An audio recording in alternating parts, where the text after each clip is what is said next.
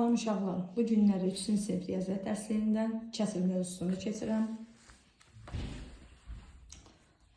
Tam və bərabər hissələr, kəsrlər. Əvvəlcə sizə kəsr xəttini çəkib göstərirəm. Kəsr xətti bu şəkildə çəkilir. Aşağıda məxrəci yazılır, yuxarıda isə sürəti yazılır. Məsələn, aşağıda yazağı 2, yuxarıda yazağı 1. Bu aşağıda olan məxrəcdir, yuxarıda olan isə kəsrin sürətidir. Bu da kəsr xəttidir. Tamı bərabər hissələrə bölüb onlardan birini qeyd edək. Məsələn, bu tam hissədir uşaqlar. Bu isə tamın 2də 1 hissəsi rənglərim. Bunu kəsr xətti ilə necə göstərərəm?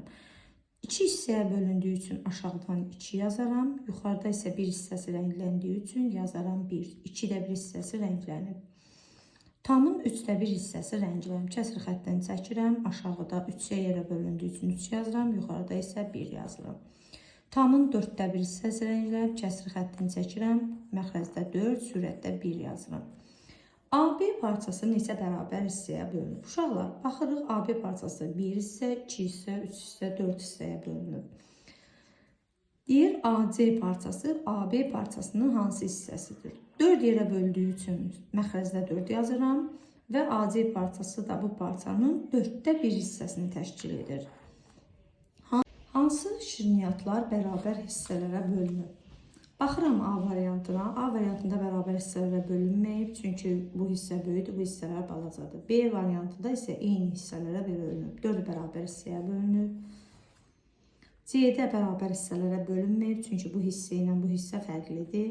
D-də bərabər hissələrə bölünüb, üçü də eynidir. E-də isə bərabər hissələrə bölünməyib. Fiqurlar neçə bərabər hissəyə bölünüb, fiqurların hansı hissəsi boyanıb? Baxın, 2 bərabər hissəyə bölünüb. Və hansı hissəsi boyanıb deyirsə, əlbəttə ki, 2də 1 hissəsi boyanıb. Bu fiqur da 3 hissəyə bölünüb, 1 hissəsi rənglənib. Bu fiqur 5 hissəyə bölünüb, 1 hissəsi rənglənib. Bu fiqur da 8 hissəyə bölünüb, 1 hissəsi rənglənib. 4 hissəyə bölünüb, məxrəcdə 4 yazıram, sürətdə 1 yazıram. Bu fiqurda 1, 2, 3, 4, 5, 6 hissəyə bölünüb, 1 hissəsi rənglənib. Bu fiqurda 2, 4, 6, 8 hissəyə bölünüb, 2 hissəsi rənglənib. Ona görə də sürətdə 2 yazırıq. Bu fiqurda 6 hissəyə bölünüb, 3 hissəsi rənglənib, yazırıq 6-da 3. Parça neçə bərabər hissəyə bölünüb? Rənglənmiş hissə tam parçanın hansı hissəsidir?